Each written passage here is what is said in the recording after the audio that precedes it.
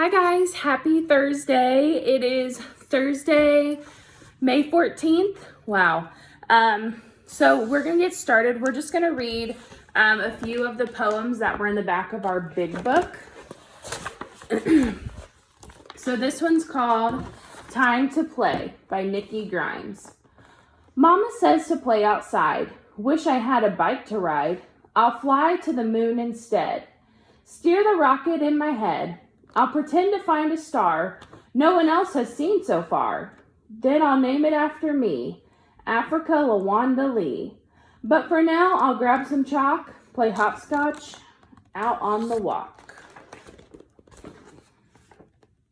So she was imagining going to outer space. That's a pretty cool picture. And this is called By Myself by Eloise Greenfield. When I'm by myself and I close my eyes, I'm a twin. I'm a dimple in a chin. I'm a room full of toys. I'm a squeaky noise. I'm a gospel song. I'm a gong. I'm a leaf turning red. I'm a loaf of brown bread. I'm a whatever I want to be and anything I care to be. And when I open my eyes, what I care to be is me. Interesting. And those were the poems in our big book. All right, so we're in our practice book on page 88. Maybe.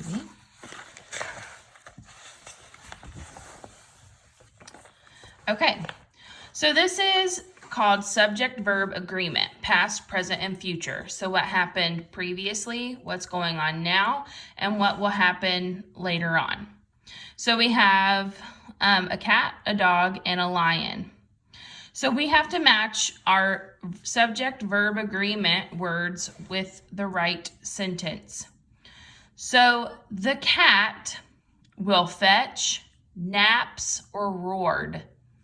What is this cat doing?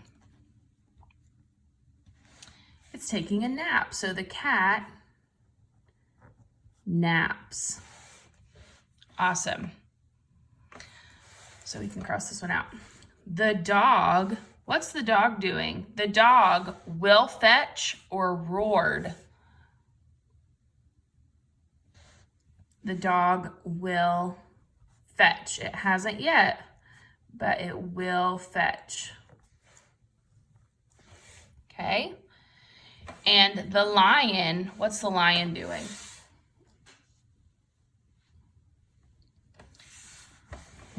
Good. Roar.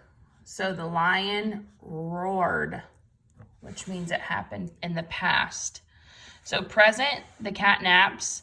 Future, the dog will fetch. And past, the lion roared. Pause it if you need to. And that is it for the workbook.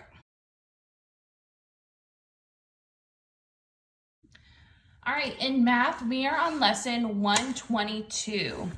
122, and we're also going to need some crayons. So we need a red, a yellow, a blue, and a green. All right. So this is very similar to what we did yesterday, where we drew out what the word problem was saying and then counted up how many there were. So the first one says, Nina has 4 red candies and 1 yellow candy. Draw the candies. So Nina has 4 red. So we're going to draw 4 red. And I'm just going to draw circles for the candy. You can draw actual candies if you want. Okay. And 1 yellow candy.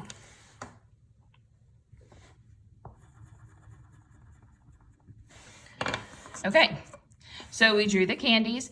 How many candies does Nina have all together? So let's count them. 1, 2, 3, 4, 5. She has 5 candies. And don't forget, we need to put candies because this is a word problem and you always have to put the label.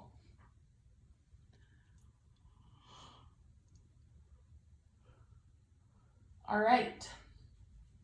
The next one. Tyler has 2 red squares and 3 blue squares. Draw the squares. So Tyler has 2 red squares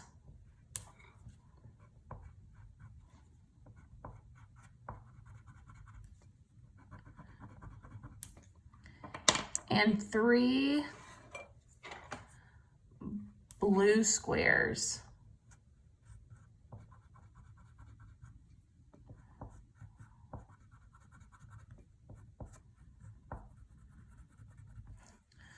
How many squares does Tyler have all together? So let's count them. 1, 2, 3, 4, 5. Tyler has 5 squares all together. All right. Now, Alicia has 3 green balloons, 1 blue balloon, and 2 yellow balloons. Draw the balloons. So Alicia has 3 green balloons,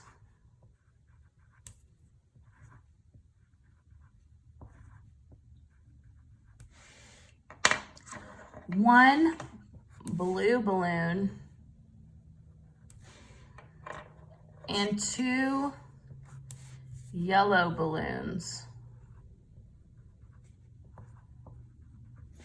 And I'm gonna get my black out so I can draw the little strings coming out.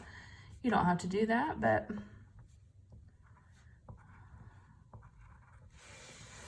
okay. So now, how many balloons does Alicia have all together? Let's count them. 1, 2, 3, 4, 5, 6. Alicia has 6 balloons all together. Okay, if you need to pause, you can pause. And we are going to flip this over. And we're doing a connect the dots 0 to 20. So we start at 0 and we count to 20. Here we go. 1, 2, 3, 4, 5, 6, 7, 8, 9, 10, 11, 12, 13, 14, 15, 16, 17, 18, 19, 20.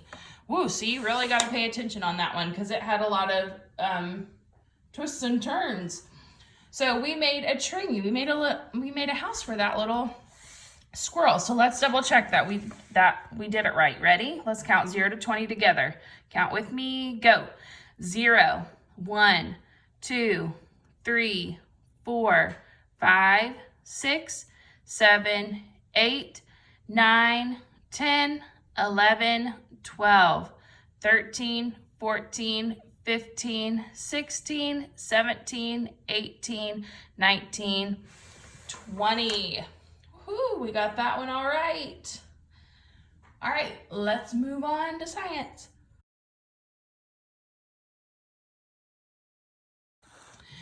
All right, so today we're talking about magnets. Magnets attract items that are magnetic. So magnets have a north and a south pole to them. They can come in all shapes and sizes. And if you've ever held a magnet, usually you get a paper clip and you try to get them to stick, and guess what? They really do. So items stick to magnets when they are also magnetic. Magnets attract objects made of iron or steel. Attract means pull. So this little girl used her magnet to attract these steel or iron little circles. You could also use keys, clips, but they have to be made of iron or steel or be magnetic. If they're plastic or wood, it's not going to work. So they want us to circle the group of objects a magnet will attract. 1 or 2, you think? It would be 1. Good, because these items are made of iron or steel or something magnetic. These are wood or plastic, so those are not magnetic. Magnets can move some objects without touching them. So they're using the magnet to pull this metal truck. Draw an arrow to show the direction the truck is moving. So is the truck moving this way or is the truck moving this way? 1 or 2?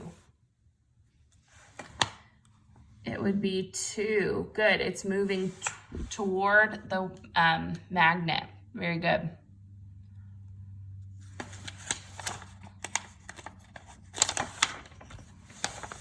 All right, and now we're going to sum it up. So circle which object in the red circle row would attract a magnet. 1, 2, or 3? 1, because a key is made of metal. Good. In the yellow triangle row, which would attract a magnet? 1, 2, or 3? 2. Good, because the nail or the corkscrew nail is made of metal. Good. And then in the blue square row, 1, 2, or 3? 1, the paper clip, because it is also made of metal. Awesome job. Hi guys, so you did so good today. I'm very proud of you. Tomorrow, my hair is going a little crazy. Tomorrow we will be doing a science experiment, so you can use it as a catch-up day.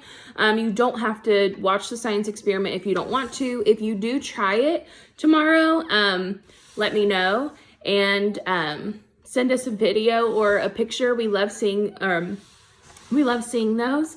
Also, next week we will be will look a little different. I'll be sending out the schedule tomorrow, Friday, of what that will look like. Wednesday, parents, I would like to do a virtual field trip to somewhere, which means no, we can't go on a field trip, but I would like to do one through Zoom where I can share the screen and we can all kind of feel like we're together. So I'll post something to ask about a good time, what would be best for everybody. And I will try to make that on Wednesday. And then Friday is Z-Day, which is Zoom to Summer. But I would love for us to all get together again that Friday and just Zoom and talk about how everybody's doing and I don't know, just have like one more little thing. So I'll be sending out something for a time on Wednesday and a time on Friday. Both days would probably be better to do morning-ish, like 10 for Wednesday and Friday. Those are not mandatory, like they don't have to be on there, but it would be a lot of fun if we could all be on there. So Monday and Tuesday we'll do like we've been doing, the videos will be shorter. Wednesday will be the virtual field trip. Thursday will be a science experiment day. And then Friday, we'll just do our class Zoom and say goodbye for the summer and do that. So thank you guys so much for all that you have done and are continuing to do. And we are almost there. We are almost there.